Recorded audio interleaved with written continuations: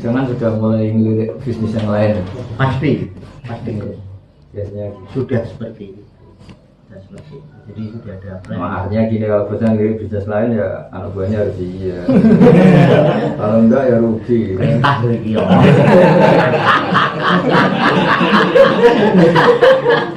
Oh ini misalnya anak buah kan gitu. Kalau majikan itu pikirannya macam-macam. Anak buah masih loyal dia belanja joki yang lainnya. Dulu kasusnya rokok kan gitu. Ketika masyarakat punya kesadaran tidak rokok, entah karena faktor kesehatan, entah karena faktor meyakini fatwa haram ya.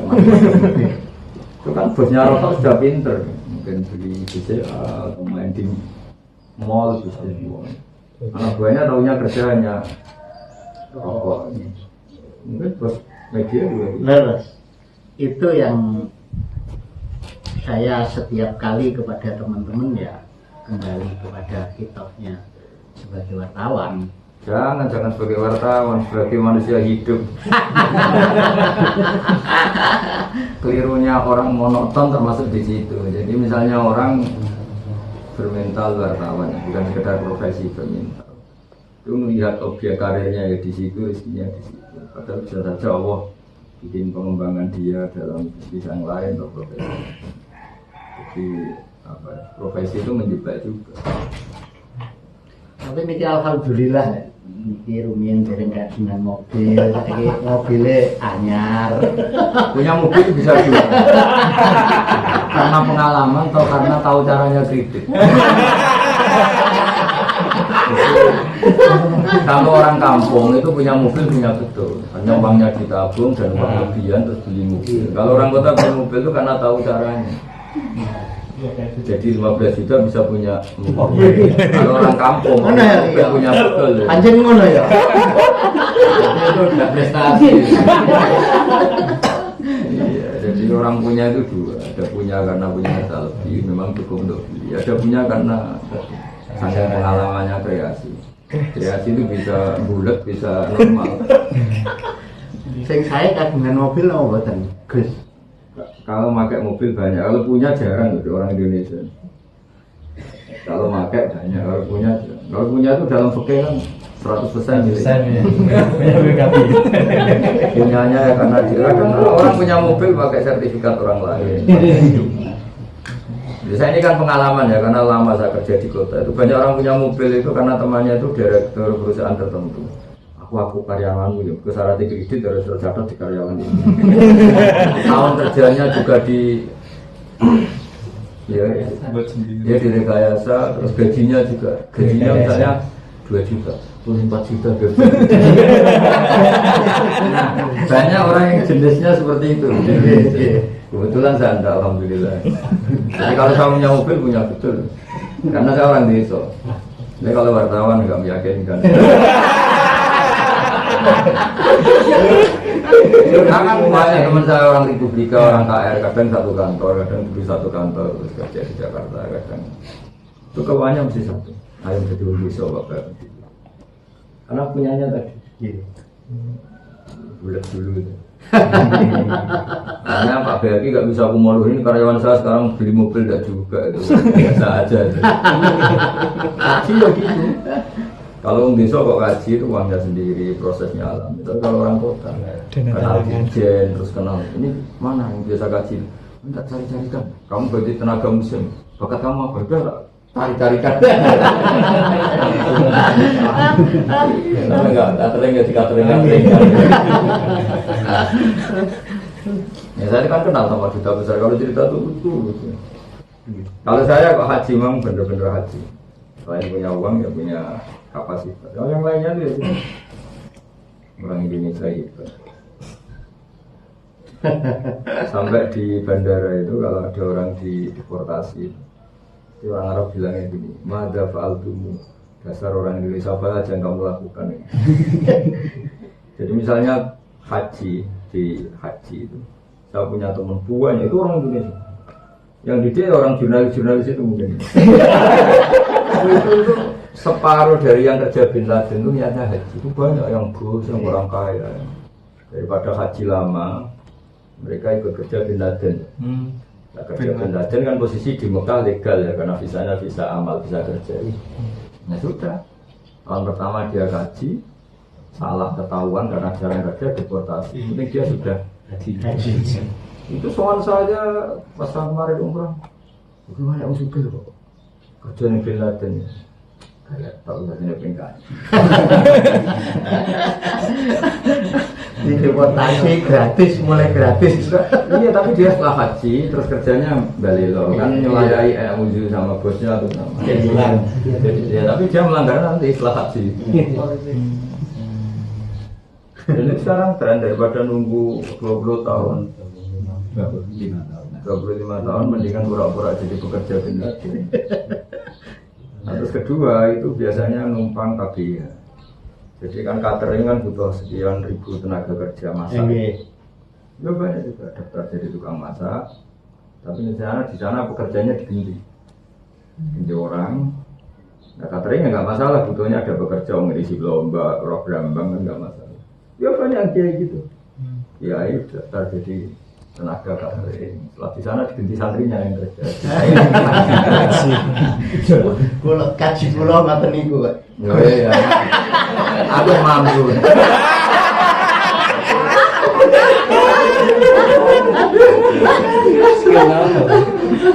Nah itu kata orang Arab, saya sering ketemu saya Arab, sangat Indonesia. Untuk ngakal-ngakal gitu dia sangat Indonesia. Orang Arab itu, iya, gak iso mikir limit-limit, kan biasa makan.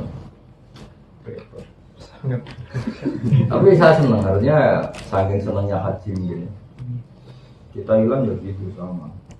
Cuma saya nggak sependapat yang sampai ganti paspor kayak kasus dulu yang di Thailand, sampai ganti identitas warga Indonesia itu terlalu ekstrim. Kali ini kan hanya tadi nakali tadi. Jadi yang soal saya pas saya umroh itu, ya orang-orang makan, kerjanya di Bin Laden. Ya saya iso kerja blas orang makan. Niatnya haji. Karena di haji dia ya saya nanya aja kalau ketangkep ya santai aja. Yang di bawah jembatan apa itu kan orang yang ngantri minta dideportasi, minta ketangkep ya.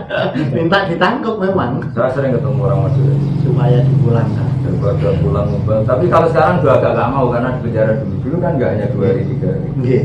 Dan itu tahu musim tangkapan yang langsung dipulangkan. Jadi gini, dia itu berusaha ketangkep kalau musim haji karena pesawat ke Indonesia kan kosong. Arab Saudi ya gak mau rugi, Indonesia gak mau rugi kan dibebankan ke Indonesia. Bisa dipulangkan mendekati haji karena nanti dititipkan pesawat kosong. Jadi kalau mereka ngitung, kalau ditangkap musim haji pasti itu agak lama-lama di penjara. Momen ditangkap saja tahu ya. Saking pinternya ahlinya.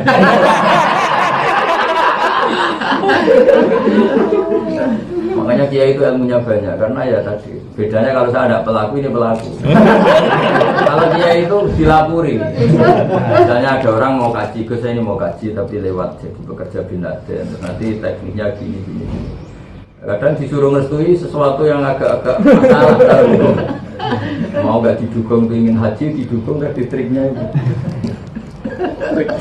Sangat. Makanya Kiai itu mesti tahu karena mereka lapor kalau mau haji kan lapor. Gue bagi haji, loh, kalau berangkatnya mulut, dari Bin Laden. Lucu Indonesia itu. Ya itu kan kalau di bandara itu, Indonesia apa ada faltu, apa aja kamu lakukan. Untuk ya tahu itu yang roket itu namanya umam ini, disuruh ngambil jam-jam di masjid. Kalau pakai gijit apa? Jerigen baru masuk masjid kan sudah dilarang itu pintar. Jika dengan dia, ternyata dia bawa plastik yang besar yang plastik untuk air, pulang bawa 5 liter dari masjid itu yang Indonesia. Orang Arab pikirannya kalau jerigen dilarang ya orang sudah nggak bisa ngambil air. Plastik di saya. Kalau buatan ngoten, ini kami disai di tengen. Mangke dugi kamar disuntek. Datang masjid malih to. Ning gangsal niku nak pun 10 botol. Sedinten niku. Sangat Indonesia. Saya sering jagongan sama sesar Arab. Itu keluhannya sama orang Indonesia. Pokoknya kalau bisa diterjemah habis akalku untuk orang Indonesia. Karena negara mana-mana itu lugu. Jadi kalau nggak ada ligen ya sudah nggak bisa ngambil. Indonesia bisa. Jadi lebih cerdas ya. Nggak tahu. Nah mulai SD kan diajari kancil bodoh.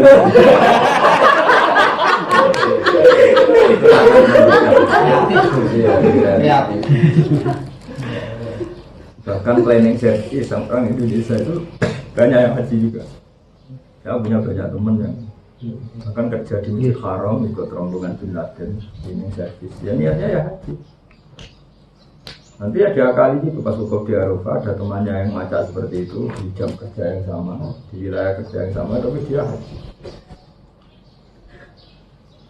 Lalu cleaning service. Yang unik itu ada orang Indonesia itu teman saya juga. Saking ingin yang ngerti Zam-Zam itu pura-pura kerja jadi sukia Zam-Zam. Dia punya fotonya Zam-Zam sampai bawah karena dia nangani. Orang kaya juga ya Gus, ya kaya ya Gus. Saking seneng orang Jogja. Saking penasarannya ingin Zam-Zam. Daftar di Bin Laden terus minta hadiah. Air. Dia turun ke gambar, dia punya gambar. Sampai sini. Jadi gambar-gambar yang beredar gambar Zam-Zam itu mungkin ada yang bermental juga.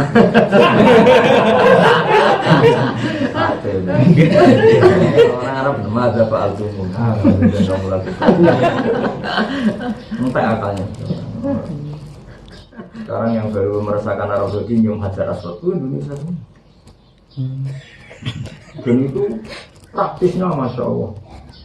Padahal orangnya kecil-kecil sama hanya orang kima, tapi menjamin orang bisa nyium Hajar. Sekarang mulai di Jogja, Jakarta sudah ikut gak paket nyium? Paket? Ya betul, saya kan? Kalau dirupiahkan sekitar 1,7. Tapi benar kayak presiden, benar-benar bisa tanpa hambatan. Itu orang Indonesia. Medan, orang Madura, tekniknya karena terbiasa. Jadi modelnya itu yang orang dua ini sudah mepet di Ka'bah. Ya mepet di Ka'bah terus yang difasilitasi tadi di belakangnya. Ketika ini dekat Hajar Aswad, dilepas ya. Ya soalnya memang ahli. Itu musim haji. Kalau musim haji bisa, kalau di musim umroh. Musim haji. Sangat Indonesia. Wong malah cerita yang beredar polisi Malaysia itu tahu caranya Mel juga yang ngajarin TKI. Yang cerita TKI. Dulu ya lugu polisi Malaysia. Ada Mel.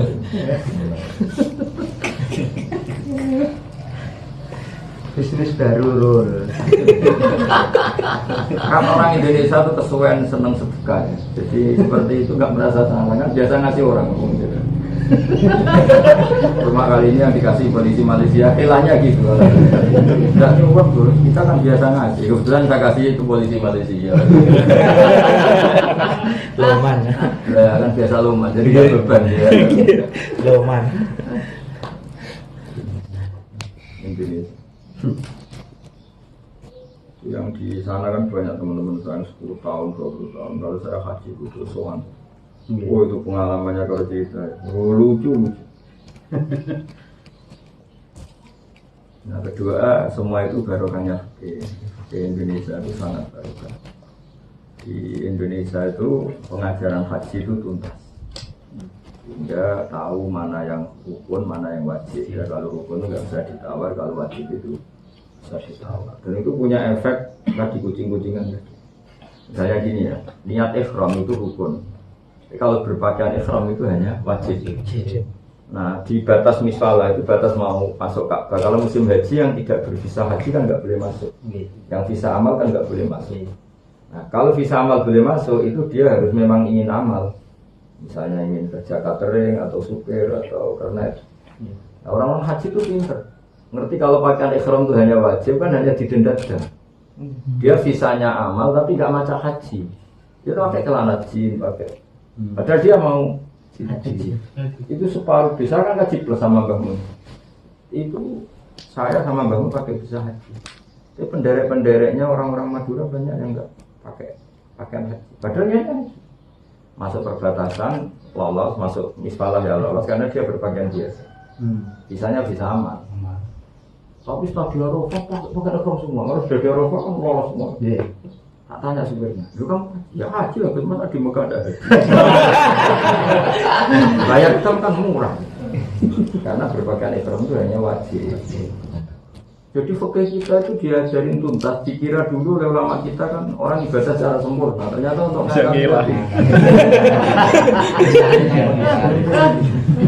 kalian itu sempurna. Jadi separuh bus itu yang visa haji bareng di Eropa kok pakai itu, padahal di bus ada yang jin, ada yang lolos kan karena dia akan bekerja catering kan. Supirnya pas supir saya dari Medina pakai celana jin, sampai pemeriksaan visa amal ya lolos dia pakai celana jin. Yang diperiksa kan pakaian haji harus bervisa haji di Eropa. Tanya, ini sudah berapa tahun punya kalau kawan? Wah, lama. Itu orang nyaman taunya diajarin kita.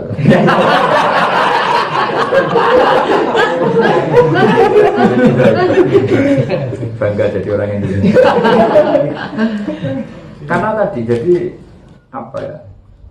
Kita sebagai ulama ada ngira kalau pelajaran yang kita ajarkan secara objektif memang pakaian ihram itu wajib, kalau niat ihram itu rukun dan ciri khas wajib bisa diganti dan kalau rukun tidak diganti dan kita akan ajarkan secara objektif. Dan kita ini kan ulama biasa ikhlas, kalau ngaji ya ngaji aja. Nah, seperti ini orang-orang jurnalis ini wah, kalau gitu terus gini.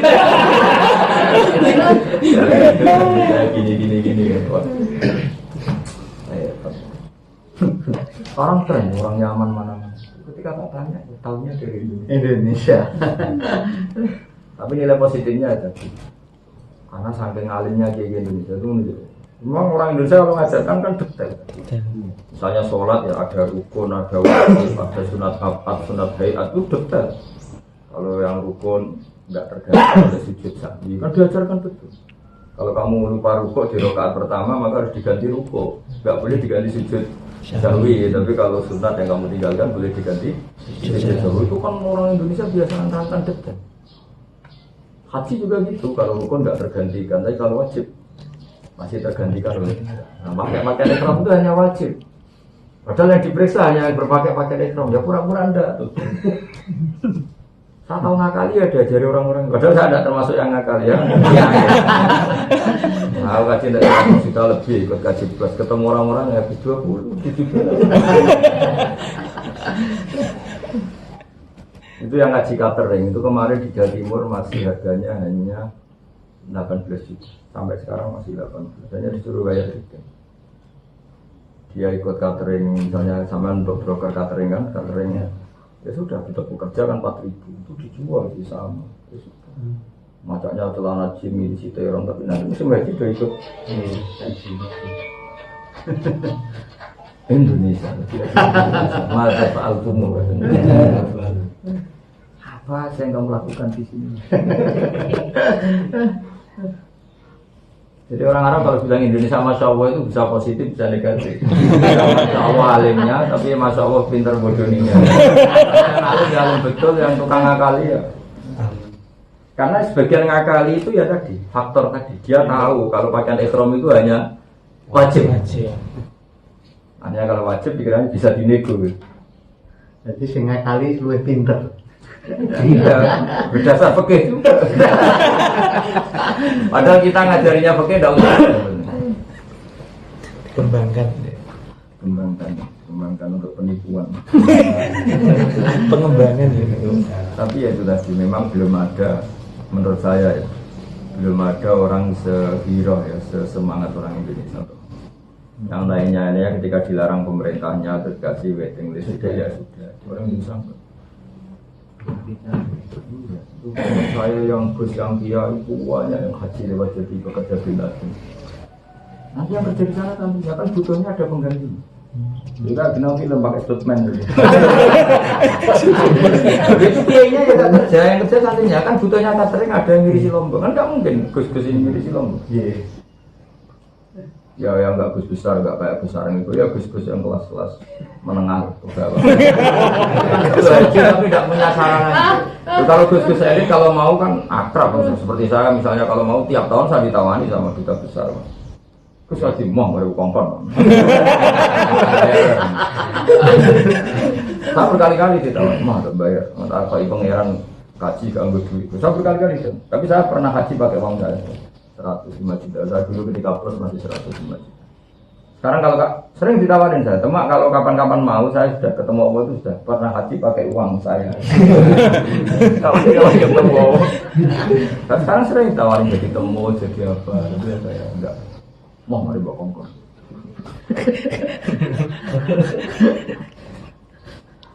Tapi saya tertarik sama orang Indonesia luar biasa yang lewat. Kemarin saya di Korea juga saran saya gitu, di Korea itu jatah kuotanya kan nggak tepat. Ya makanya ya TKI ini. Cuma baiknya Korea tetap pakai paspor Indonesia.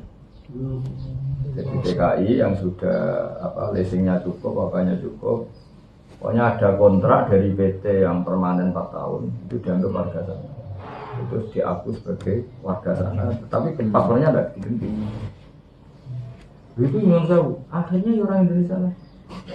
Ada banyak kiai yang orang soleh, seolah itu orang soleh sangat rindu pada Ka'bah. Dia kembali bayangkan nunggu 20 tahun susah. Iya tuh. Pura-pura sebagai TKI yang sana nggak kerja, mau nunggu kuota haji. Saking seneng, tapi ya bagusnya ini nggak ganti paspor sama sekali enggak. Kalau saya nggak seneng lah kalau sampai ganti ya status warga nggak terlalu berlebihan. Jadi setelah saya di Arafah itu supirnya pakai pakaian haji semua. Kamu haji ya haji lah Gus Mas. Dan lucunya kalau tanya fakir itu sama kita kan kagak. Terus sebetulnya haji itu yang rukun apa saja Gus? Tak kira ya tanya oke. Ya tak jawab kalau yang rukun ini, kalau yang lainnya ini wajib. Pikir dia kalau wajib jadi akan sampai segitu. Makanya kemungkinan Indonesia ini nanti siklusnya orang haji tetap banyak. Apapun larangan pemerintah, waiting list itu nggak ada, nggak ngefek. Corona juga ya? Oh nggak ngefek. Indonesia itu luar biasa. Nah kalau sampai tanya itu kenapa, memang sejarahnya panjang. Zaman Belanda menguasai Indonesia itu buyut-buyut saya itu sudah ke Mekah. Semua buyut-buyut di sarang juga sudah di Mekah. Keluarga Termas sudah di Mekah. Nah, orang Indonesia itu nggak pernah terhalangi oleh apa-apa. Coba dijajah Belanda coba. Lama dulu zaman Mbah Hashim itu belum merdeka. Maksudnya di Mekah, kadang perinan ya pulang. Pak Mahfud itu dulu modal di Mekah, umur 13 tahun ya pulang aja sama saudara. Terus itu ke Mekah lagi zaman itu. Sampai sekarang sudah merdeka ke Mekah aja. Susahnya bukan. Berarti kita kalau lihat itu kan terbelakang. Ya kan? Dulu zaman Belanda, saya Indonesia ngaji di Mekah enggak? Iya. Dan kalau perinan pulang. Lihatnya orang Indonesia enggak pernah menyerah. Tidak pernah. Keadaan apa pun. Iya. Sampai Belanda itu meneliti kenapa orang setelah dari sana itu kok benci Belanda itu punya semangat nasionalisme. Pertanyaannya adalah zaman itu, zaman kan ini kan banyak yang belum pernah ngomong. Itu kasus betul, bodoh betul itu kalau dibandingkan orang dulu. Dijajah Belanda miskin, komunitas keluarganya juga minim SDM, minim pengetahuan. Bukan sekedar dijajah loh. Bahkan orang tuh nggak tahu identitas sebagai warga Indonesia. Ngundang Belanda, Ndoro, Tuan. Saking bodohnya kita di era itu. Wong penjajah kok dipanggil. Coba. Tapi dibalik itu yang ulamanya. Makanya kalau saya boleh DR ya, boleh gede rumong. Belum ada orang paling cepat intek kayak ulama sebetulnya. Contoh paling gampang ya tadi. Ketika masyarakat awam menganggir Londo itu Ndoro. Itu ulamanya sudah punya selera mondok di Mekah. Dan punya jaringan perlawanan terhadap Belanda. Zaman itu Mbah Hashim itu kenal siapa itu Muhammad Iqbal yang dari India kenal. Abdul. Ngono kowe apa? Indonesia. Ketika keluarganya nyuwun sewu. Enggak ngerti kalau dijajah. Belanda. Kan undang Belanda itu. Berarti kan lompatan pikiran ulama jauh. Di Ponorogo sudah gitu, tahu meja bundar Muhammad Rum. Itu kan namanya Mbak Khalil, banyak sekali. Makanya bisa dipastikan Pak Karno bisa pinter gitu tuh ya barokahnya mertuanya. Bos Cokro, Aminatul Haji Umar sama beliau kenal saya, andai kan tidak dididik seorang kiai tidak bisa seperti ini. Makanya ketika Sukma begitu itu orang-orangnya Pak Karno itu nggak terima. Mbak Sukma itu nggak tahu Pak Karno, maksudnya Pak Karno hubungannya dengan kiai itu luar biasa. Karena beliau ngakui bisa sepinter itu termasuk barokah didikan kiai itu yang pernah jadi mertua bos. Bos kan singkatan Haji Umar Said. Bayangkan zaman itu orang bisa haji, zaman modern aja belum haji. Perjalanannya aja Kapal. Iya, kapal. Sudah kapal ya di pemerintahan Belanda itu. Bukan sekedar kapalnya. kapal ada Di bawah hegemoni. Dan hebatnya lagi kalau perintahan pulang. Santuy. Pulang. Bang Mahfud beberapa kali pulang kembali pulang. Jadi kalau ditanya intelektual tercepat itu ya ulama. Zaman itu, ya ulang lagi zaman itu. Zaman dijajah Belanda, ulama-ulama kita sudah di Mekah. Ya orang-orang Indonesia nggak pernah nyerah sama keadaan. Apalagi sekarang yang membatasi negaranya sendiri, pemerintahnya sendiri. Dulu penjajah aja nggak bisa menghalangi orang lain. Sudah penjajah lewat kapal berbulan. Hebat kan orang Indonesia. Buyut saya itu namanya Badur Rahman. Saya generasi kelima dari Badur Rahman. Semua yang wakaf masjid, wakaf tanah madrasah itu buyut saya namanya Badur Rahman. Itu haji. Itu saking masih tradisionalnya Mekah. Itu kalau siang pas terik itu nyari gua.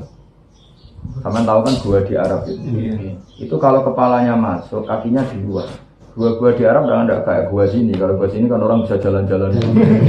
Makanya dulu ketika Nabi di Gua Sur, kata Abu Bakar kan kalau orang kafir melihat kakinya pasti lihat kita. Karena gua di Arab enggak kayak gua. Nah, kalau gua Indonesia sekali masuk kan orang-orangnya hilang. Kalau gua Arab itu sempit. Dia itu Badur Rahman, dia itu cerita. Ini yang cerita itu pembantu-pembantu beliau. Kalau kepalanya masuk, kakinya di luar. Jadi kalau saking terik matahari itu mencari gua terus kepalanya masuk setengah badan, kakinya masih di luar. Itu sudah istimewa dapat teduhan seperti itu. Makanya itu yang bisa dibayangkan kenapa Nabi ketika di Gua Sur. Nah makanya laba-laba itu bisa merajut itu. Karena memang nggak luas. Nah, kalau mulut gua Indonesia kan bisa dua. Bisa capek tuh laba-labanya. Mobil aja masuk. Jadi gambaran itu makanya gambarkan gua di Arab kan pintunya kan kecil. Terus tadi kedalamannya juga hanya segitu. Makanya kata Abu Bakar, andai kan orang kafir melihat kakinya pasti melihat kita. Diluk gini aja kelihatan. Kalau gua Indonesia kan enggak. Kali masuk di dalam bisa rokokan, bisa saking luasnya. Itu zaman buyut saya. Makanya belum ada, menurut saya orang Indonesia memang pintar. Zaman Pak Hatta itu kelompoknya sudah berjuang di Belanda. Tadi Pak Karno berjuang di Indonesia, Bung Hatta CS di Belanda, mempengaruhi parlemen Belanda supaya ikut menarik atau memutuskan supaya sukanya di Indonesia dan kampanye anti penjajah. Dan itu sukses, bagian orang Belanda juga menentang penjajah. Zaman Belanda zaman itu orang sudah bisa berpikir dijajah Belanda, mereka berjuang di negeri Belanda. Walau nggak orang maju gak kalah gitu orang sekarang. Makanya saran saya dengan dunia jurnalistik ini jangan menjadi status, ya profesi saja kerja. Jangan jadi status. Kalau status berarti Anda tidak bisa membayangkan rezeki di luar jurnalistik. Itu keliru sekali, jadi bodoh itu. Guru SD aja ada yang ngojek. Artinya gini ya, itu khas Indonesia gitu. Kalau profesi ya profesi saja, tidak usah jadi status itu. Jadi di sana biasa, misalnya kiai sambil ternak, kiai sambil petani, kiai sambil dagang. Ini Enggak apa-apa, kan sesuai, kan tadi kiai juga punya pantangan ya. Nyun sewu, kalau kiai terlalu profesional takut tamat dikasih orang lain, takut tamat berdarah rezeki dari orang lain, sama. Kalau jurnalis itu misalnya kalau wartawan takut medianya bangkrut, saya kerja di mana kan, ketakutan itu kan sama-sama ada, cuma dengan sama guru SD juga punya ketakutan kan, kalau mengandalkan gaji nggak cukup, kiai juga punya ketakutan, kalau tidak punya kerjaan nanti takut tamat. Mungkin kalau di pabrik ya orang kerja di pabrik takut sudah kerja profesional ternyata bangkrut pabriknya. Nah punya sekian cabang seperti itu tuh sangat Indonesia lagi-lagi juga. Indonesia. Itu kata orang Arab, ini jangan cerita orang Arab. Jika dilarang ternyata tetap saja. Bawa plastik yang biasa dibawa air itu sampai 5 liter. Nggak bisa di bareng kan dia bisa bahasa Arab teman saya, bareng dilarang terus nunjuk gambar jerigen. Ini kan nggak jerigen.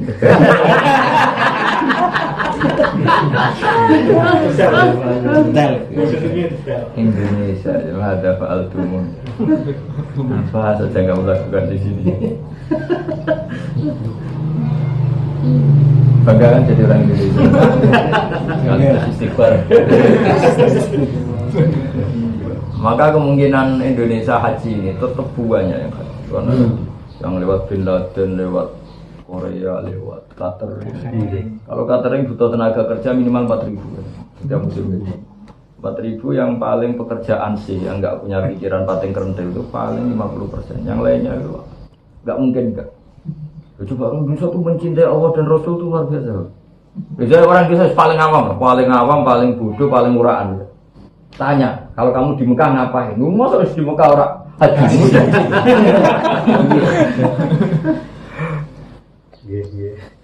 Gus bayangno paling apalagi Gus apalagi dia. Apalagi peliput bulan Ramadan ya. Kesannya kan religius sekali. Akhirnya ada aja jalan keluar, terus bilang ke majikannya, Pak saya nggak kerja boleh. Ya boleh asal ada penggantinya lah. Terus TKI yang di sana sudah haji, kan mau disuruh ganti. Ya asal bayarannya dipakai mereka nggak masalah, kita dari awal.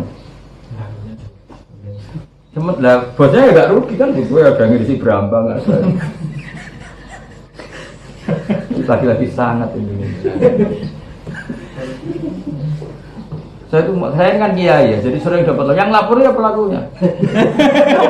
Bosnya ya lapor, yang kiai. Ya itu enaknya kan banyak dilapor. dan ngaku ya Ini ngaku yang. Tadi ada ngaku.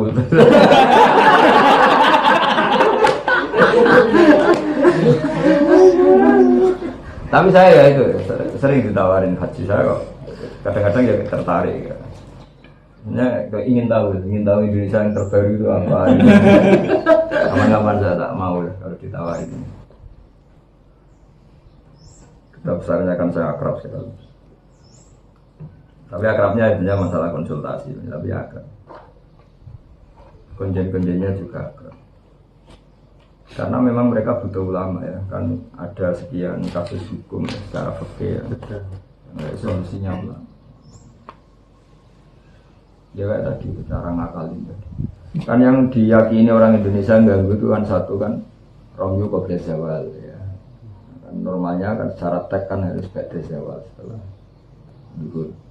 Terus mina jadi ada sekian ganjalan fikih yang ganjel dari mau tidak mau kan kita harus fatwa. Nah, fatwa itu resikonya kan sering berdasar tidak tekstual yang eksplisit. Itu kalau di era sunnah rasul yang gerakan sunnah rasul mesti nggak mau. Tapi Arab Saudi sebenarnya ngikuti kemauan orang-orang Indonesia juga, karena kalau dipaksakan sesuai teks itu nggak mungkin. Kalau saja misalnya Romyu ba'da zawal itu kan 4 juta, kan yang resmi itu 4 juta orang di titik yang sama di jam yang sama. Di Arab Saudi secara teknis di shift kan. Nah shift Indonesia kebetulan sebelum zawal, waktu yang nggak disepakati ulama sahabat tidak sah. karena belum waktunya. Nah, tapi karena ulama Indonesia itu tadi lagi-lagi ulama Indonesia itu hebat. Zaman Bamun, Basahal, zaman dulu sudah mengadopsi ijtihad yang mengesahkan Romyu Qoblaz Zaman. Jadi itu fatwa ulama-ulama dunia. Itu ketika negara lain belum mengapresiasi itu, Indonesia itu mudah. Karena kemenangnya kan akrab Bamun, akrab Basal kan nggak pernah Menteri Agama Indonesia ada dalam panduan ulama. Makanya kalau ada menteri terus kemudian Menteri Agama misalnya ada dari NU apa terus kaget itu kan karena itu. Bukan masalah job dan tidak job, karena tadi ini bagi orang Indonesia kiai terutama perasaan haji itu kan serius. Dan inginnya kan misalnya masalah nikah ada KHI kan kompilasi hukum Islam gitu. Di haji juga sama, inginnya juga di bawah panduan. Tapi apapun baiknya buku panduan itu kan ada kasus hukum yang baru. Nah itu artinya butuh kiai hidup yang selalu komunikasi dengan Kemenang kalau ada apa-apa ya tadi hukum turunannya tadi. Itu misalnya kayak mikot dari motor jadid itu kan nggak ada di hadis-hadis bahwa motor jadid airport yang baru itu menjadi mikot. Tapi ulama sekarang kan banyak yang fatwa itu bisa dianggap kan ini kan geger kalau tanya hadisnya mana kan nggak mungkin Nabi bakas airport. Pasti mikot yang disebut ya Jufa, Ali, Manazil kan lam kan itu. Nah, tapi ulama kan akhirnya istihadnya masuk akal. Misalnya gini, ini Ka'bah Nabi itu kan bikin pola, misalnya ini Bir Ali, ini ya lam kan, misalnya ini Kornul Manazil. Terus ulama bikin pola, berarti trennya mikot itu sebelum Ka'bah sekian kilo. Ya trennya mikot itu sebelum Ka'bah sekian kilo. Nah ternyata batas paling dekat dengan Ka'bah itu misalnya 90 kilo misalnya. Berarti kalau mikot di luar 90 kilo lebih jauh maka lebih sah. Akhirnya kalau kaji Indonesia mepet disuruh mikot dari Solo, bahkan dari Solo. Yang mepet-mepet itu kan pakaian ekonominya dari Solo.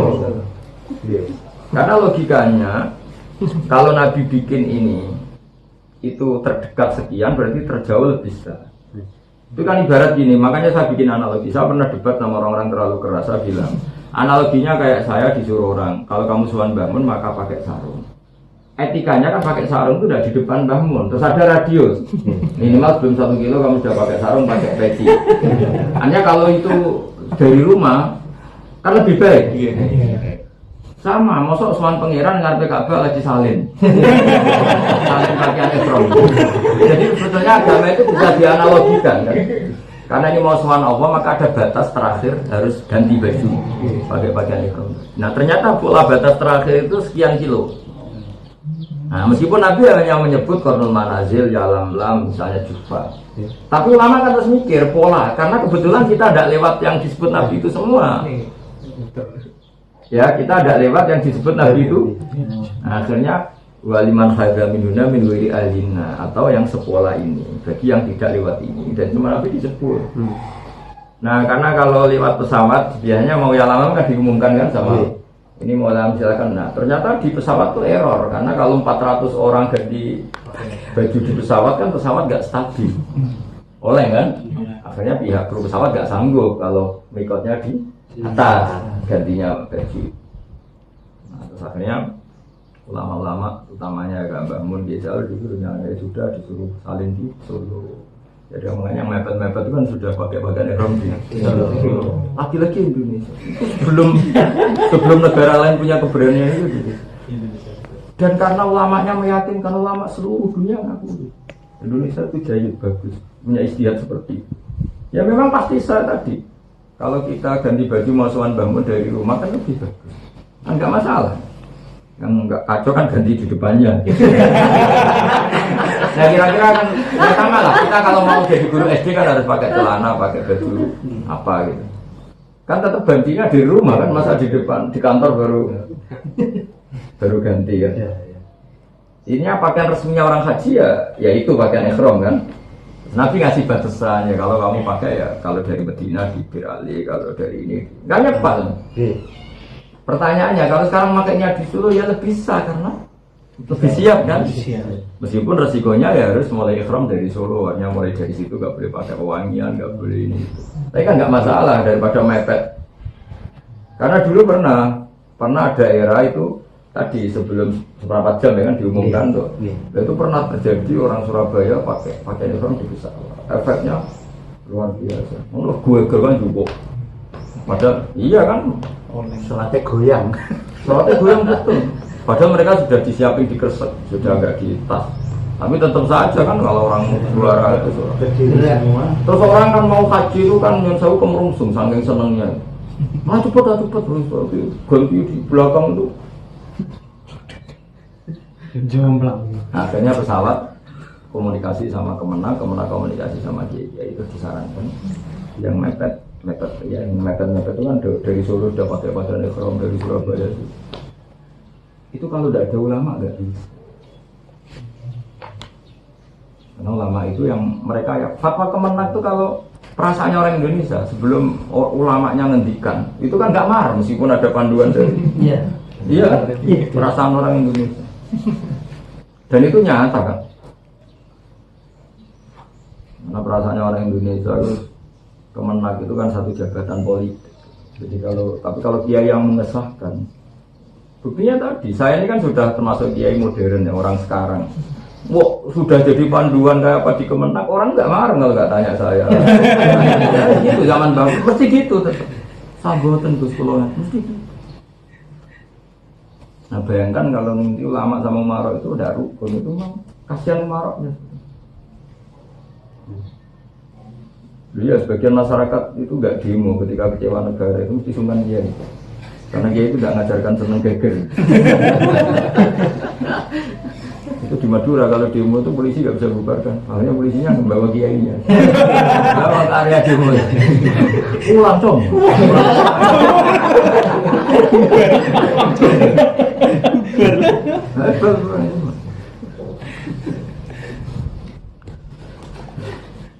Jadi fakir itu penting sekali, karena itu cara untuk solusi. Tapi dulu kita sebagai ahli fikih ya ngendikan fikih itu objektif memang gitu. Niat ihram itu rukun, kalau pakai ihram itu wajib. Dulu kita nggak ngira kalau mau dipakai akal-akalan seperti itu nggak ngira. Ternyata ihramnya sudah, pakaiannya enggak supaya bisa masuk, pakai bisa amal tadi. Setelah di dalam pakai ihram. Kan udah nggak disuap kalau udah di dalam. Jadi supir bis saya itu setelah di Arafah ya sudah pakai ihram. Saya kaget tadi celana jin pakai kaos orang suka bumi orang Jawan dia ya nimbrungnya ya di rombongan itu tanya gimana guys bayar apa ini doa yang mustajab apa istighfar dulu jangan minta doa mustajab dulu istighfar ngibuli pemerintahan Arab itu kalau orang suka bumi mau kalau orang Madura nggak mau tak suruh istighfar untuk orang Arab nggak mau. Tak tanya, kenapa kamu gak mau? Kamu kan melanggar aturan. Yang salah aturannya, orang mau kaji kok diatur.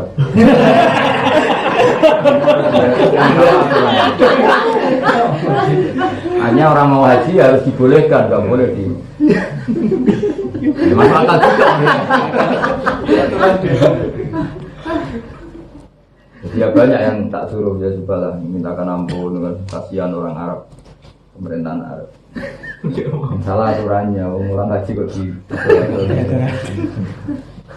Kan semua orang sama Allah disuruh haji. Malah mau haji di bersama. Padahal itu pakai Madura dari. Karena sebagian yang saya memang nggak bekerja, orang alim. Tanya kamu mondok di mana? Saya di Gembong 8 tahun. Jadi punya rasa fakir, memang dia bisa ngaji. Ya pura-pura TKI memang kangen sama Allah. Makanya Indonesia itu luar biasa. Saya pernah ke Syria, kemana-mana ke Jordan. Orang mencintai Allah dan Rasul ya tentu mereka sangat mencintai. Semua orang Islam pasti mencintai Allah dan Rasul. Tapi beda dengan orang Indonesia. Hadisnya. Iya orang Indonesia itu. Saya kan pernah di Korea. Itu nyuwun sewu orang itu kalau di kampung mungkin orang paling nggak peduli sama langgar dan masjid. Itu di Korea, di Jepang. Masa kemarin dapat undangan dari Jepang, dari Taiwan itu orang-orang TKI dan anaknya turunan bikin masjid, turunan. Dan ketika di Korea saya ketemu orang Uzbek, orang Malaysia, karena banyak yang alim juga yang bisa bahasa Arab. Cuma dalam takunu mutabain itu ya kamu kenapa tidak jadi yang diikuti? Tidak, nahdul makmumun. Jadi orang-orang Uzbek sama orang Malaysia itu masjidnya itu ikut Indonesia dan posisi makmum. Karena pendirinya Indonesia. Padahal ini orang-orang Uzbek kan ganteng-ganteng, raihnya Arab, wacana Quran. Saya tak tanya kenapa kamu yang enggak jadi pionir pemimpin. Enggak, ini yang mendirikan orang Indonesia. Akhirnya dainya ya orang Indonesia ngundang kita. Apa-apanya berbau Indonesia.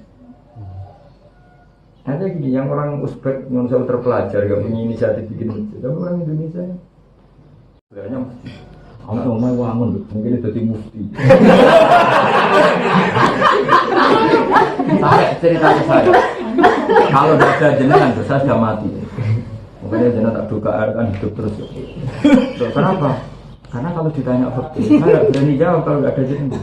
Jadi tiap pulang itu kursus fakir di Jogja. Sampai sekarang kalau ada pertanyaan fakir tanya. Karena tadi nyali seneng masjid.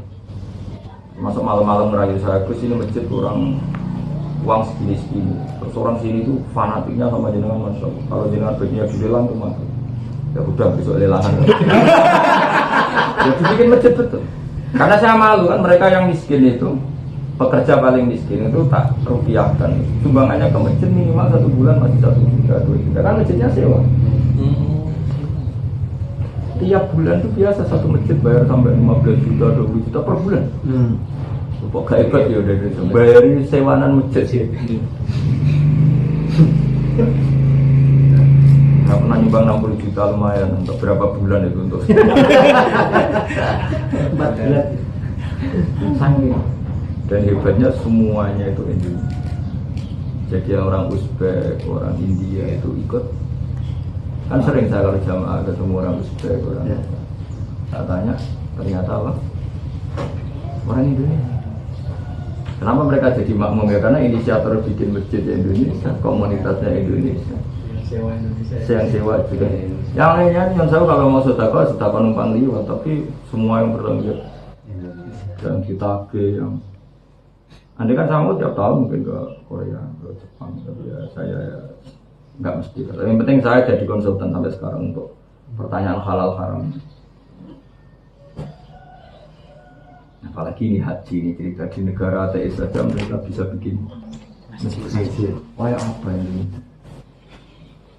Itu ada yang bawah gereja ya ada, yang atasnya gereja ya ada. Karena negara-negara modern kan nggak mau menambah ruang sosial. Jadi kalau gereja jadi masjid boleh, masjid jadi gereja boleh. Tapi kalau menambah tanah untuk ruang ibadah kan nggak boleh. Makanya mereka nyari gereja yang sudah mati. Dan gereja di sana banyak yang mati.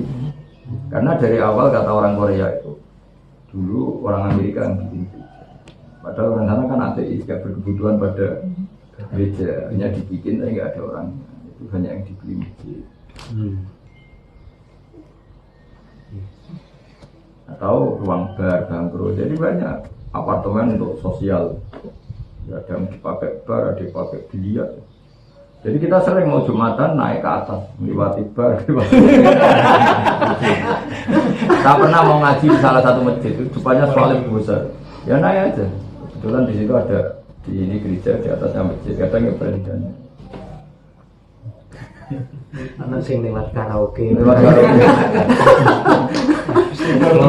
Istighfar dulu. Jadi kalau malam itu mesti rembukan. Saya termasuk sangat dicintai oleh orang-orang Islam Korea karena tadi jenengan satu-satunya mubalek yang sama kita teman. Yang lainnya itu karena terkenal kita undang, kalau jenengan teman. Karena tadi sebelum saya ke Korea itu ada 7 tahun, 6 tahun mereka ngaji jadi tiap perainan mesti ngaji. Jika saya tahu peta masalahnya, keluarnya, kan paling banyak anak Solo Raya. Dan saya memang jenis itu, jenis orang teknik loh.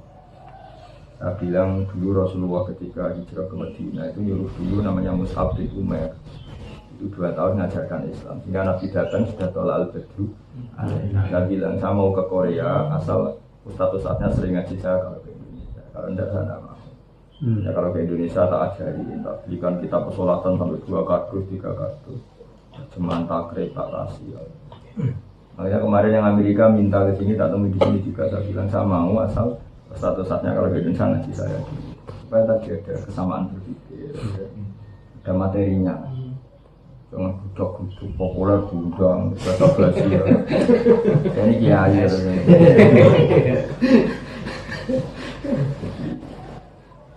Lagi-lagi Indonesia. Di Jerman ada masjid itu banyak pendirian. Cuma kalau Eropa karena orang Timur Tengah di sana lama, banyak yang Indonesia tidak pendiri. Tidak ada masjid bikinan orang-orang Arab. Tapi kalau Korea, Jepang, Taiwan, apalagi Malaysia, Hong Kong itu Indonesia. Oh yang diundang dulu yang seorang sampai bisa menentukan mubalek kalau mereka ada kuasa kan tidak. Dan sangat Indonesia ketika di sana. Saya itu dipinjemin, difasilitasi lah mobil karnival yang limusin itu. Karnival yang seri limusin mewah sekali. Karena di sana itu kan perjalanan ke masjid yang lain bisa 4 jam 5 jam. Terus di kelaparan karena nggak berani marung kan semuanya babi kan. Yang lucu itu kalau ke Thailand kan nggak ada air kan. Itu banser ya pakai pakaian banser seragam banser itu bawa ceret. Jadi mobil semua itu tuh berisi air ada ceretnya. Jadi kayak zaman kuno kalau saya mau ke kamar mandi itu ada banser yang bawa ceret. Jadi bawanya limusin di negara modern. Orang sana itu yang mulai berpikir kok orang Islam ribet kalau mau ke Thailand. Tapi banyak juga yang akhirnya sadar bahwa air itu nggak tergantikan oleh tisu. Nah termasuk kasus corona ini orang Cina mulai berpikir kenapa di Wuhan yang Islam nggak kena. Ternyata karena sering bersentuhan dengan air. Makanya kan kemarin presidennya mentek akalnya datang ke masjid. Orang Cina ikut sholat sampai nggak tahu kiblat itu bolak-balik. Ya kan? Aku pacu itu sholatnya. Kan dikira sholat itu penangkal.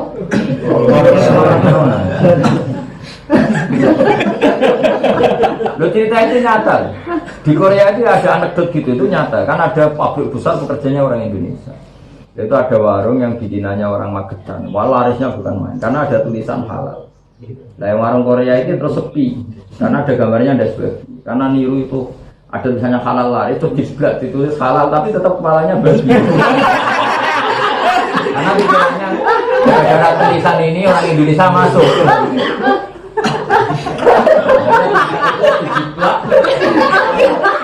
Pasang di warungnya. Masih kepalanya masih. Ya tetap gak laku. Akhirnya tanya sama orang Indonesia, ini tulisannya sudah tak blat, tak copy paste lah, kok tetap tidak laris. Nah orang Indonesia takut kalau nerangkan gara-gara masih ada kepala. Kali ini kepalanya dihilangkan malah orang tertipu kan. Karena dia jawabnya ya pinter, wah itu urusan nasib. Karena kalau dijawab disarankan kepalanya dihilangkan, kan bahaya malah pak. Nipu, ketipu.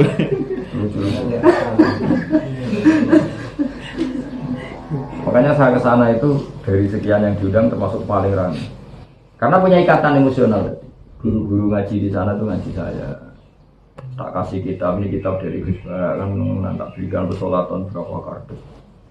Ya sebenarnya saya motifnya malu saja sama Allah. Karena dia itu pasti disalami template dikasih. Masa dikasih kok enggak ngasih. Kalau orang waras kan malu. Sebenarnya saya sederhana teori saya itu malu sama Allah. Terus mereka itu sering lupa, misalnya kewajiban mandi disebabkan apa saja, misalnya keluarnya mani, itu sering lupa. Karena mereka mondok kadang 2 tahun ya. Jadi yang ustadz saya tak bawain takrib terjemah. Sehingga mereka yang ngakui, yo kalau ada khutbah yo mamang, suruh khutbah bener tau saya. Mau tanya siapa di Korea? Barokahnya tak bawain takrib terjemah terus dilihat lagi. Wah ya rukun khutbah ini PG lagi kan. Jadi matur nuwunnya sama saya masya Allah. Terus penyembelian juga gitu, yang paling pokok itu motong apa saja, kultum sama apa itu. Kalau di sana coba, kalau lupa mau baca apa coba? Buku gak ada, kiai gak ada. Tadi muftinya aja cerita, kamu ngarit. Ini udah jadi mufti.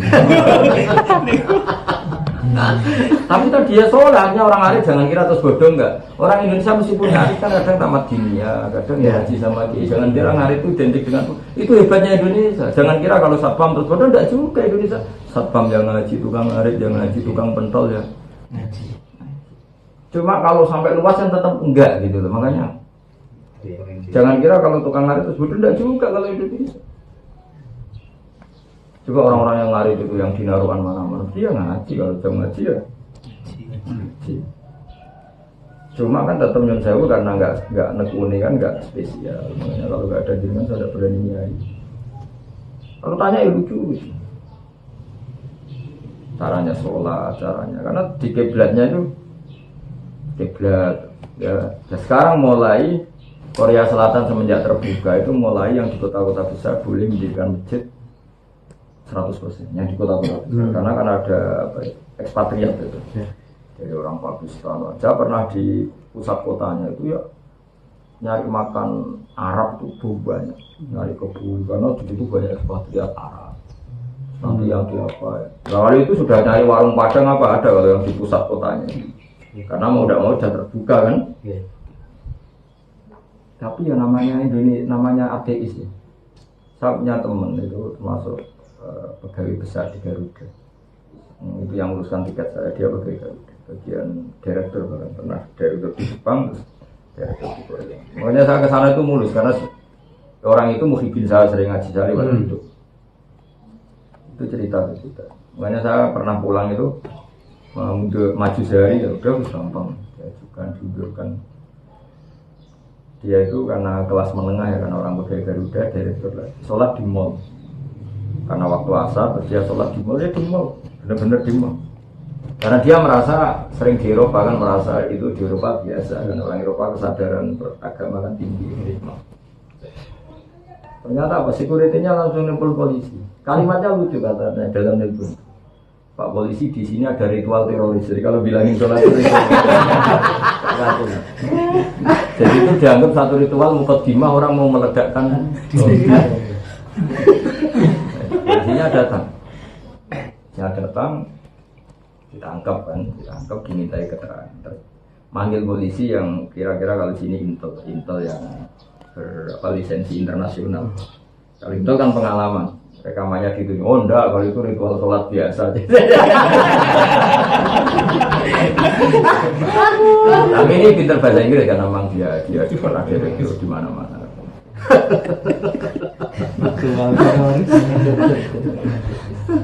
ya artinya gini itu di Korea artinya gini sholat dari sebagian polisi masih dianggap ritual teroris sementara orang Indonesia bikin masjid bikin sholat berjamaah dan bisa selamat itu kalau nggak punya cara di negara ateis saya nggak habis pikir caranya gimana tuh sampai ternyata caranya lagi-lagi sangat Indonesia yaitu bos-bos pekerjanya itu bos-bos pabriknya itu dideketin secara persuasif ya ala orang Indo lagi lagi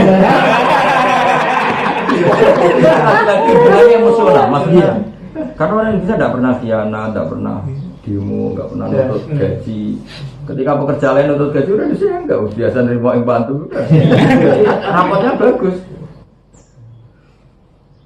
berarti ceritanya lucu-lucu ada orang bos orang Korea kan sangat ateis ketika baik sama orang Indonesia itu kamu minta apa itu Indonesia tuh Masya Allah kamu ke Indonesia tambah barokah kamu minta apa mintanya kan diberi hak boleh sholat nggak minta gaji tambah pokoknya orang Indonesia kalau sudah diwaris sangat religius tanya sholat itu apa diterangkan sholat itu ibadahnya orang Islam sehingga kita dikasih ruangan di pabrik itu untuk sholat dekat mesin yang sudah akhir ketika di sholat ini yang cerita temen ini ketika sholat itu majikannya lihat atas bawah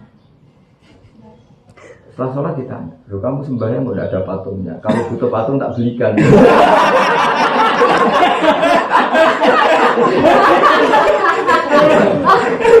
karena referensi dia orang Kristen kan ada salib ada bentuk fisik kok kalau orang Buddha itu ada patung nggak jelas yang gitu fisiknya kita makanya tanya kalau butuh patung tak belikan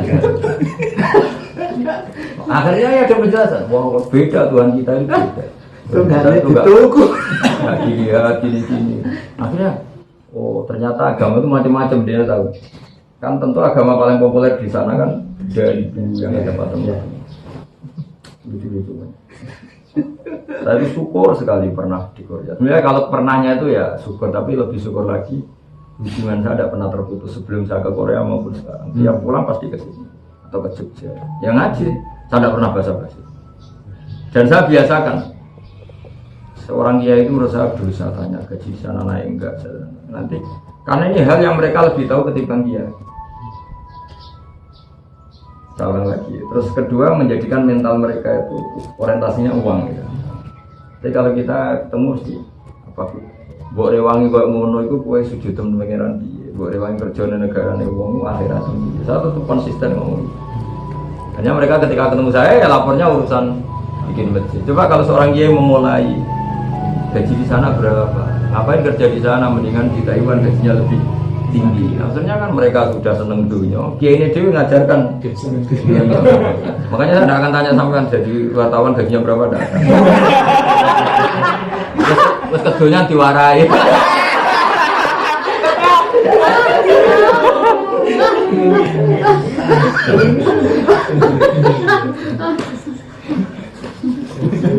Loh ya dulu Nabi kan gitu ketika ada orang Ansor gini-gini kan ketika Nabi kan antum a'lamu bi umuri dunyaku sandunya pinter kue karena itu gak wilayahnya Nabi gitu.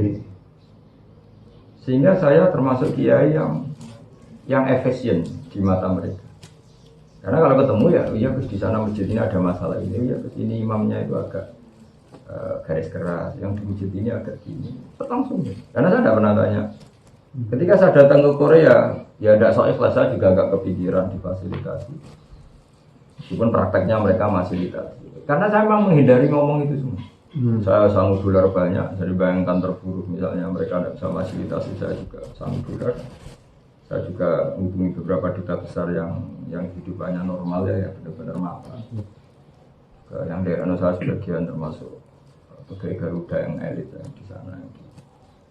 Karena saya bayangkan dengan mereka itu berbakti lah saya sana posisi bukan mendapat. Meskipun saya fair mereka yang masih di saya luar biasa karena mereka merasa untung ya pada waktu. Tapi kalau dari perasaan sama-sama tahu diri kan enak itu. Jika mereka nggak perlu ngomong soal detail. Sebenarnya pertama saya datang ya ditanya, terus tiketnya pakai bisnis apa itu? Ya sebenarnya saya ditanya. Saya jawabnya. Sanggup mungkin tak kau yang sementara orang ngaji bisa aneh-aneh. Jadi tanya saya pesolatannya sudah dibagi belum, sudah disosialisasi belum. Sama terus punya hampir sekian persen dari orang Korea yang mau ngaji itu tahu dengan kitab-kitabnya dengan sudah diajarkan oleh ustaz-ustaz ini. Makanya ketika saya datang itu antusiasnya masya Allah. Mungkin paling besar. Dan paling nyaman karena tadi ada mukadimahnya. Kalau sebagian kan karena populer diundang, terus pakai tema-tema populer mainstream, tapi kan nggak bekas ya karena ya kan itu aja ya, paling ngomong itu. Mungkin kata mereka wah kalau ngilang nggak gaji jenazah nggak berani. Itu aja 60 juta itu saya batasin. Setelah itu masih mau naik saya bilang jangan berlebihan nggak baik. Masih ada yang mau naikin lagi. Ya karena tadi cintanya mereka itu apa ya? Saya ngaji itu Gus itu lama dan saya menjadikan cinta Allah lagi meskipun di negara ateis.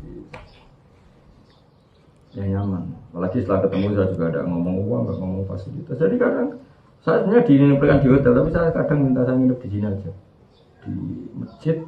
Terus ada kamar mic speaker, kamar peralatan. Tapi akhirnya saya bilang saya suka di sini. Kadang sampai jam 3.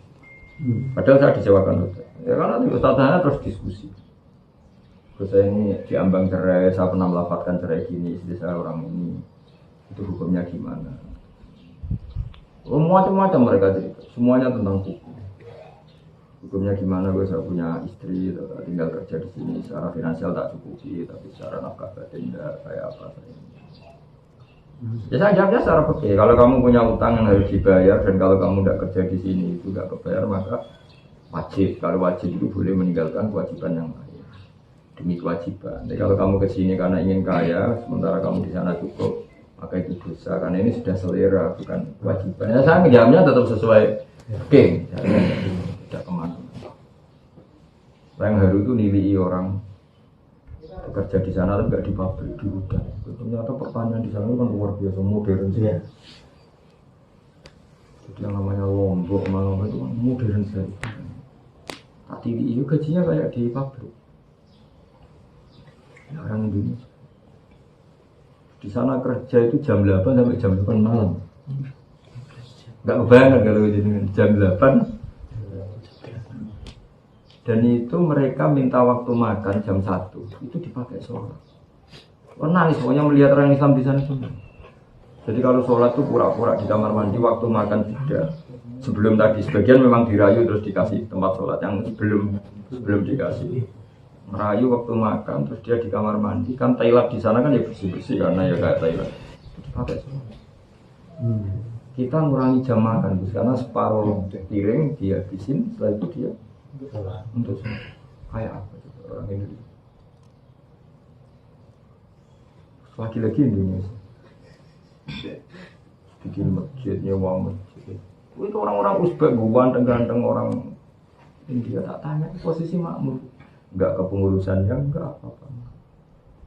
Makanya sebagian di YouTube kan saya jajar orang Uzbek itu ya posisi tamu. Penguasanya orang Indonesia.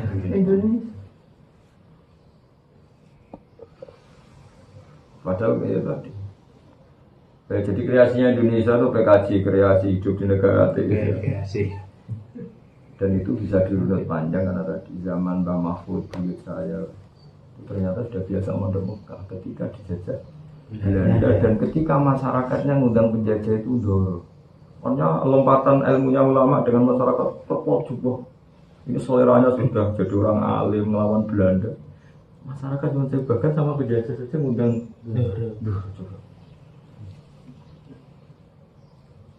makanya wajar kalau kebanyakan pahlawan itu lama karena memang yang tahu kalau Belanda penjajah itu ya lama kayak Ponorogo, Imam Bonjol dan hampir semuanya rata-rata ya kecuali di daerah timur yang pahlawan banyak yang non asal masih di daerah Jawa, Sumatera, Kalimantan pasti.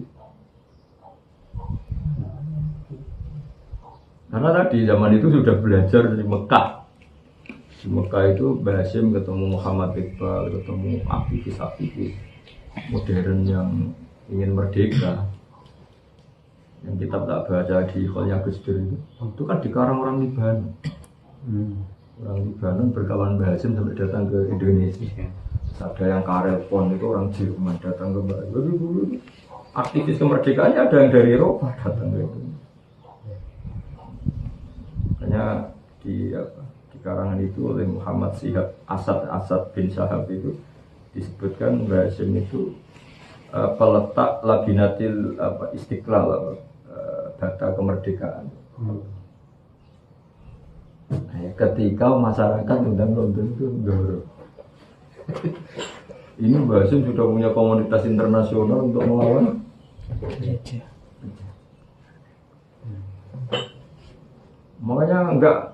Makanya kalau Pak Karno dulu minta restu Mbah Hasyim karena memang ilmunya luar biasa tentang kemerdekaan itu abahnya Mbak Asad Samsul Arifin itu yang pertama ditangkap Belanda yang pondok terbesar di Jawa Timur termasuk terbesar. Jadi dulu Belanda terus mikir makanya terus ngirim Senogorgonya disuruh belajar di Arab. Itu tanya kenapa ulama-ulama setelah datang dari sana melawan Belanda. Oh ternyata di sana ketemu ulama-ulama internasional, komunitas internasional yang semuanya zaman itu juga dijajah, Mesir dijajah, Prancis dijajah, India dijajah. Nah terus akhirnya dengan cara masing-masing motivasi masyarakat melawan Belanda, mulai dari hubul waton, nal iman, macam-macam. Nah TNI itu sangat tahu itu, bukan tahu lagi, sangat tahu itu. Makanya ya secara normatif, secara sejarah itu TNI nggak suka ulama itu nggak mungkin. Normalnya ini kan secara normalnya juga sebaliknya, karena dulu ya konsultasinya ya sama ulama. Dulu Jenderal Sudirman itu belajar tahajudnya apa sama Mbah Ahmad Dahlan, sama Mbah kalau konsultasi. Jadi ya seperti itu. Plus tadi Indonesia sekali. Ada saja caranya Mbak. Sangat Indonesia. Makanya saya kalau kapan-kapan mau haji saya pengen ketemu orang-orang yang ngakalin hukum. Sekarang modusnya ada tiga. Saya berkembang terus, modus itu berkembang terus. Modus. Update terakhir. Sistem modus. Sekarang ada modus baru. Kalau jenengan lewat apa kemarin pas haji? Pemenang bagian apa tembus? Bukan panitia ibadah haji di Arab Saudi.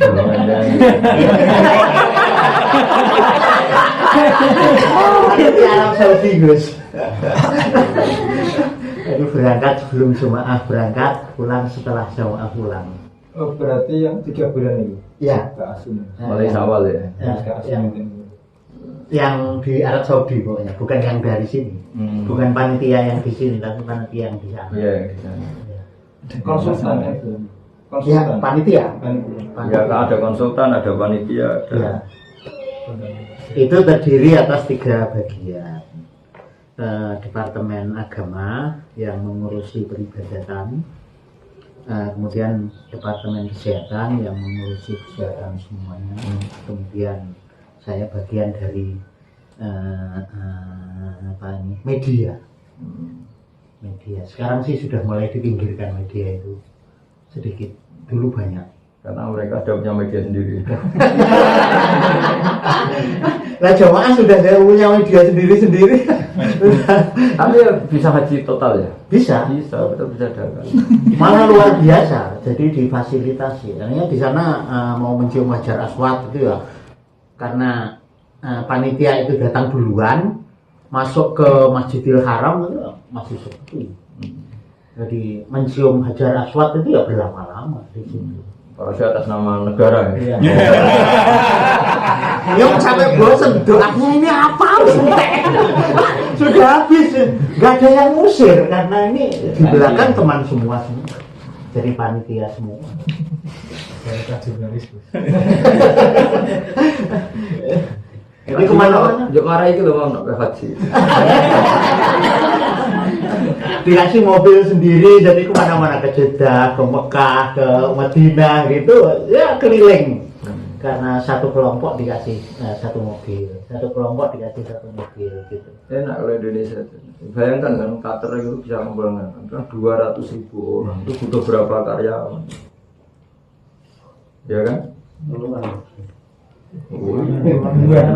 Itu sudah tahu, mereka sama terlambat tahu. Mereka pemainnya sudah tahu sekali kalau itu perlu banget. Celah-celahnya banyak. Saya itu mestinya jadi penjemput jamaah haji waktu wukuf di Arafah. Mestinya, saya berangkat dari Jeddah. Tapi terjadi banjir Gus pada saat itu. Sehingga saya akhirnya dijemput jamaah. Jadi panitia yang dijemput jamaah itu ya kelompok saya, karena sampai di sana sudah tengah malam. Mestinya kan datang di sana itu. Orang kudu akeh.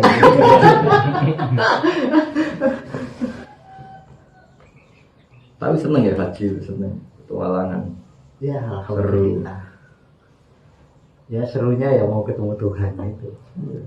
Nah, ya itu logika ihram seperti itu. Makanya bagian ihram haji Indonesia itu luar biasa. Karena tadi ditunggu ulama-ulama kayak bangun bahasa, nggak kehilangan fatwa dan pasti karena mereka baca referensi yang sama. Ketika Indonesia memutuskan, ulama dunia pasti ngasih karena dari referensi yang sama. Ya memang itu nggak masalah. Ya terus kalau kaji mepet ya sudah dong pakai pakaian dari Solo, dari Surabaya. Kalau orang awam kan mungkin aneh loh, dari sini sudah haji, sudah pakai pakaian haji. Enaknya itu kan karena jamaah haji dibiarkan ya mereka ya jalan sendiri. Harusnya di panitia ya jalan. Mereka kagum. Ulama sana sering konsultasi ke kita kagum. Orang awam sekalipun ibadahnya itu sempurna kalau orang Indonesia. Iya. Di KPI ikut mana, di kiai tetangganya ya tanya-tanya, di keluarga yang sudah kaji ya tanya-tanya. Jadi bawa bekal banyak. Ini bayangkan paling awam loh ya, paling awam, paling bodoh. Kan dia di Manasik Kemenak diajarin ya, sama kiai tempat diajarin, sama keluarganya sudah haji ya diajarin. Dan mereka nggak berhenti tanya kalau mau. Faktornya mungkin sangat senangnya pangeran terus satu Tegal kan terus eman rasa jadi mau. Itu lebih dramatis. Jadi kanca-kanca udah mutawif.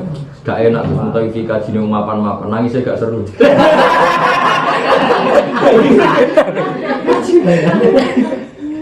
Nah, saya ngawasi adol Tegal, adol sawah. Dramatik. Iya, itu teman-teman saya jadi muter masa kalau yang jenis ini mau dia ngambil kunanan itu kaji tugas dia kalang nggak mandi gitu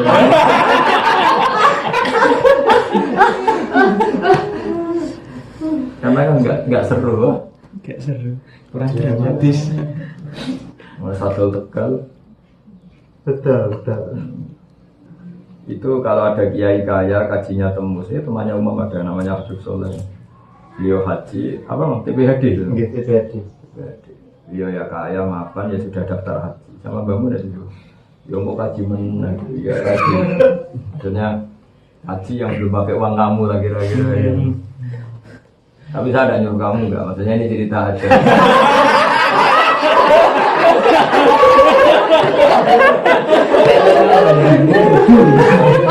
kan definisi haji kan meluangkan fisik dan hartanya. Nah, kalimat yang dan itu hilang gitu. Udah ngomong gitu. Jadi kalimatnya dan itu. Jadi dihilangkan. Haji itu luar biasa karena kecelakaan fisik dan kan ya. Kehilangan harta. Beberapa yang tugas itu kan kalimat dan itu kan. Oh ini apa kabar?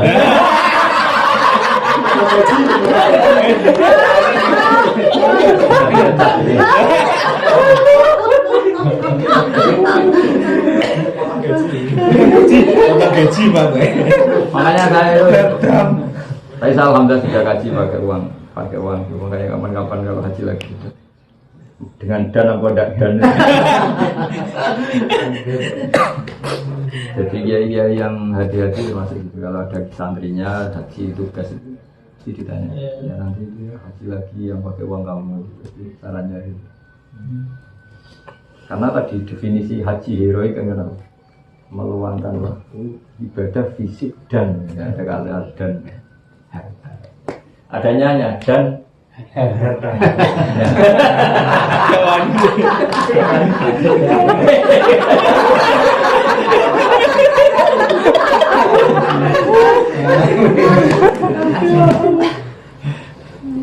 Fisik dan kesempatan.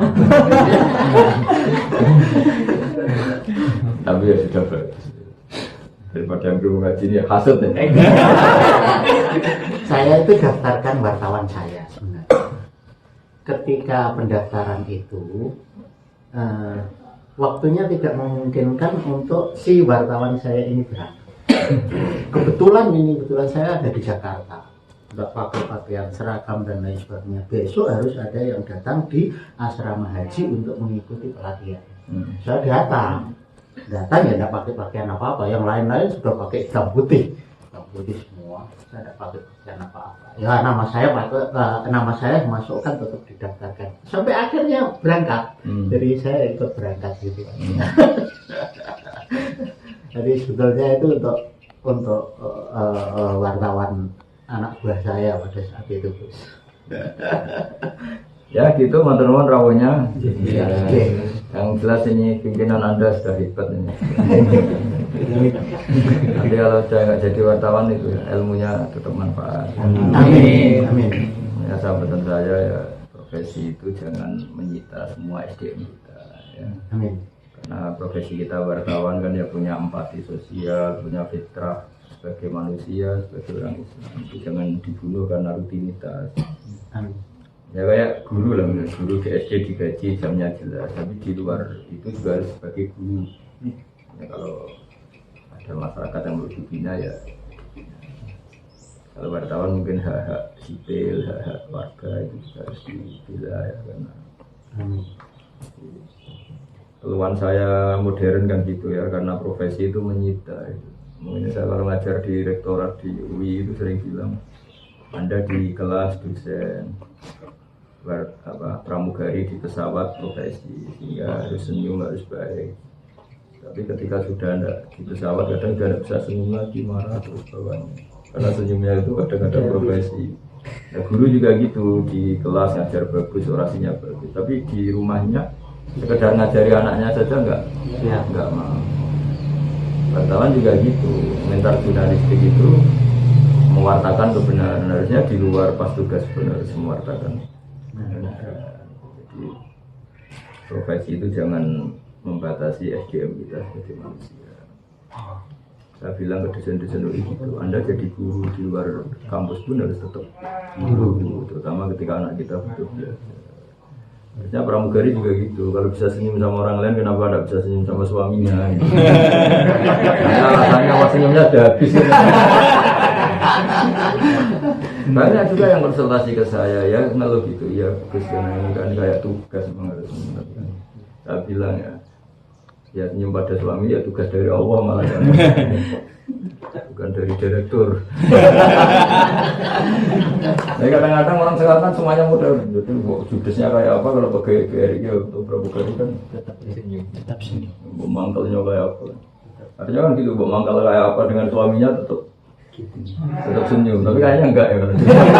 Marahin Pak. Apa? Marahin Pelampiasan. Ya tapi artinya gitulah, artinya profesi atau apa itu jangan membatasi SDM. Harusnya kan cara berpikir itu dibalik. Kalau perusahaan semodern Garuda, semodern bank saja mengharuskan senyum karena senyum itu peradaban yang luhur. Harusnya ketika di rumah sama istri, sama suami ya, atau sama istri sesuai kelasnya. Kalau yang kerja suami kan sama istri, itu kan harusnya senyum kan. Artinya ketika bank memutuskan senyum itu keharusan karena peradaban yang tinggi, atau pramugari juga memutuskan itu, semua aturan-aturan sosial publik kan aturannya gitu kan. Artinya cara berpikir kan senyum itu peradaban tertinggi. Artinya di rumah lebih senyum karena sama anak sama. Ini rata-rata kan enggak. Kadang guyonannya itu sudah habis di kantor. Tapi ternyata enggak juga, yang enggak senyum-senyum di luar juga ke rumah juga tetap enggak. Ya, tambah nemen. Saya dulu tuh baca hadis itu ya biasa, tapi lama-lama setelah kumpul orang itu tambah tahu kan Nabi ngendikan tasaddaku walau bitol kotiwajin, kamu harus bersedekah meskipun hanya dengan senyum. Tak kira tuh, ya dulu saya paham tak kira senyum itu hal murah, kan kayak sepele. Ternyata enggak, setelah ngerti peradaban ini ternyata senyum itu mahal Sekali. Kalau kamu lagi mangkal sama istri itu untuk senyum kan berat. Istri mangkal sama kamu untuk senyum juga. Kalaupun iya ya senyum sini ya mungkin. Tapi lucunya orang-orang profesional itu sekali di tempat kantornya ya senyum betul.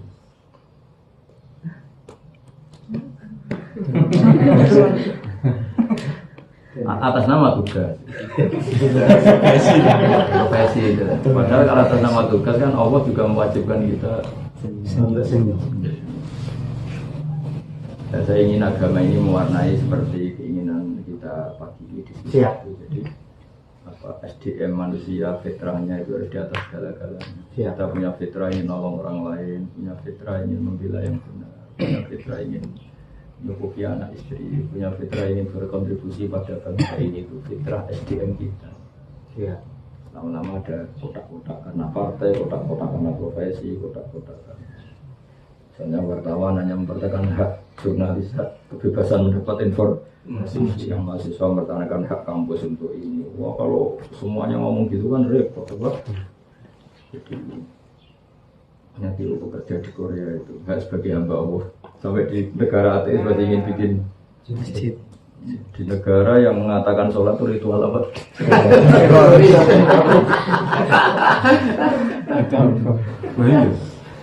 Sholat yang distigmasi ritual teroris, orang Indonesia bisa bikin masjid di sana dan bawahnya. Kemarin pas saya di sana laporannya sudah 42 masjid. Mulai yang sewa sampai yang permanen. Dan itu semua kiainya itu minggu saya dalam hal tanya halal. Saya senang sekali kan, sampai sekarang. Tapi kalau doain saya, ya Allah semoga berbawa panjang umur. Kita nggak berani jadi kiai kalau nggak ada.